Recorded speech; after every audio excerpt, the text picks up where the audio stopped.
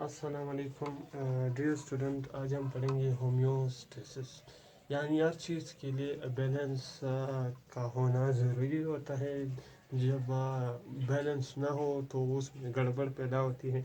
इसी तरह जिस्म के अंदर हर चीज़ का बैलेंस मेंटेन रखने के लिए जो सिस्टम इस्तेमाल होता है उसे हम होम्योस्टेसिस कहते हैं।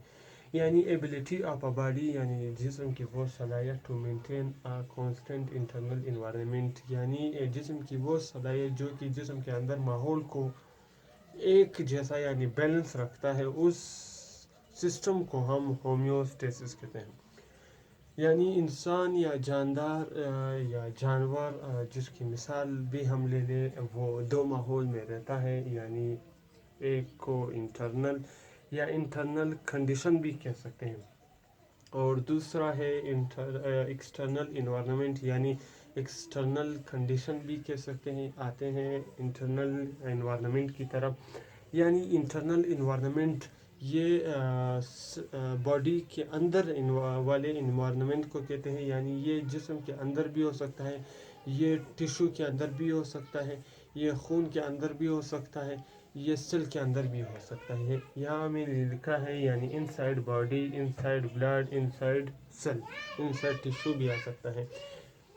यानी इनसाइड इन्वायरमेंट वो सिस्टम जो कि जिस्म के अंदर हो, जो सिस्टम जिस्म से बाहर हो उसे हम एक्सटर्नल इन्वायरमेंट कहते हैं। यानी जिस्म के अंदर सिस्टम को हम इंटरनल, और जिस्म से बाहर जब निकलता है, निकालते हैं या देखते हैं, जिस्म के बाहर जो इन्वायरमेंट होता है उसे हम एक्सटर्नल इन्वायरमेंट कहते हैं, यानी आउटसाइड ऑफ बॉडी, जिसकी मिसाल एयर, टेम्परेचर, ह्यूमिडिटी है। यहाँ आते हैं दोबारा इंटरनल इन्वायरमेंट की तरफ।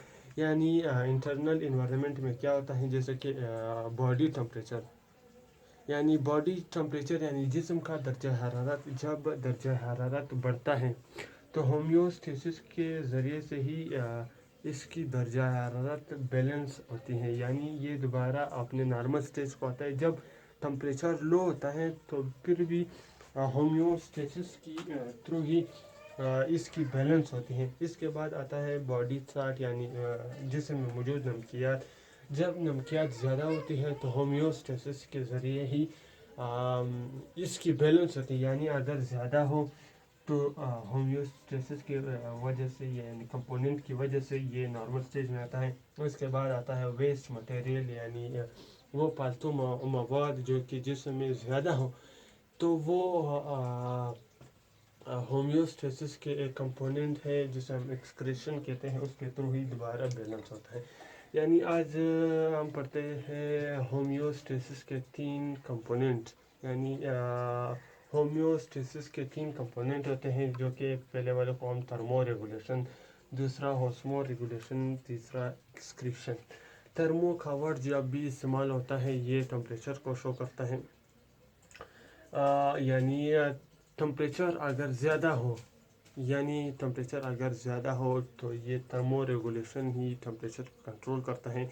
एंड जब ज़्यादा हो तो दोबारा नॉर्मल स्टेज में लाने के लिए, जो कि नॉर्मल 37.6 सेंटीग्रेड होता है, यानी अगर इससे ज़्यादा भी हो जाए तो थर्मो रेगुलेशन इसे दोबारा 37.6 सेंटीग्रेड तक पहुंचाता है। यानी ये स्किन के थ्रू हो सकता है। मसलन जब टेम्परेचर इन्वायरमेंट, एक्सटर्नल इन्वायरमेंट में टेम्परेचर ज़्यादा होती है तो इसका असर इंटरनल इन्वायरमेंट पर भी होता है। यानी अगर बाहर माहौल में गर्मी हो तो जिस्म को भी गर्मी लगती है, यानी टेम्परेचर ज़्यादा होता है। यानी ये दो सूरत में हो सकता है, एक बुखार की शक्ल में, एक गर्मी के दिनों में। यानी जब गर्मी ज़्यादा होती है तो स्किन से पसीना निकलता है, पसीना निकलने से जिस्म का जो टेम्परेचर होता है वो लो होता है। यानी इस वजह से, यानी टेम्परेचर, इंटरनल टेम्परेचर ज़्यादा था जो कि थर्मो रेगुलेशन की वजह से दोबारा नॉर्मल स्टेज में आ गया। इसको हम थर्मो रेगुलेशन कहते हैं। डेफिनेशन की तरफ आते हैं। मेंटेनेंस ऑफ बॉडी टेम्परेचर, यानी जिस्म के अंदर का टेम्परेचर को मेंटेन रखने के लिए जो सिस्टम इस्तेमाल होता है उसे हम थर्मो और रेगुलेशन कहते हैं। ये स्किन के थ्रू हो सकता है।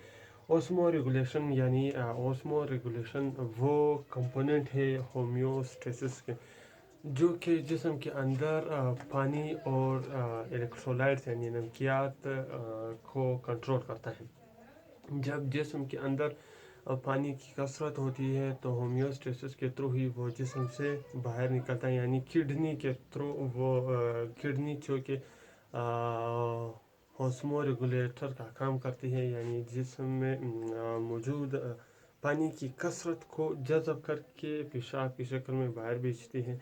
जबकि जब जिस्म के अंदर वाटर और इलेक्ट्रोलाइट्स की कमी हो जाती है तो ये कमी भी किडनी पूरी करती है। यानी किडनी हमारे पास ऑस्मो रेगुलेटर का काम कर सकती है, यानी उस प्रोसेस को हम ऑस्मो रेगुलेशन कहते हैं।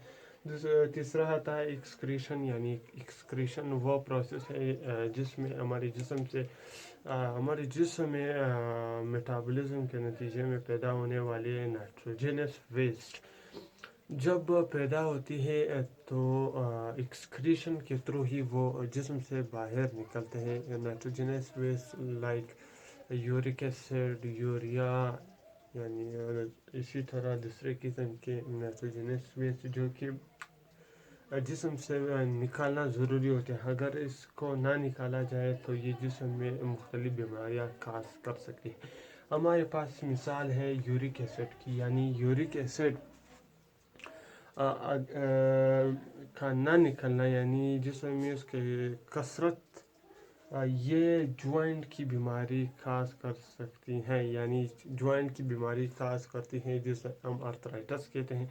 यानी आर्थराइटिस मोस्टली काजेज इसके यूरिक एसिड भी है कि अगर एक्सक्रीशन अच्छी तरीके से ना हो तो यूरिक एसिड जॉइंट के अंदर स्टोर हो जाते हैं एक शक्ल की तरह, यानी जिस जॉइंट के अंदर पेन खास करते हैं, जो कि ये शो करता है कि एक्सक्रीशन काम नहीं कर रहा है, यानी एक्सक्रीशन का काम ना करना ये शो करता है कि जिस्म के अंदर होम्योस्टेसिस की बीमारी है। उम्मीद करता हूँ कि आप लोगों को मेरी वीडियो अच्छी लगी होगी। अगर आपको अच्छी लगी है तो मेरे चैनल को सब्सक्राइब करें, बेल आइकन के बटन को दबाएं और आने वाली मज़ीद वीडियोस से लुत्फ़ अंदोज़ होते रहें। Thank you, good bye.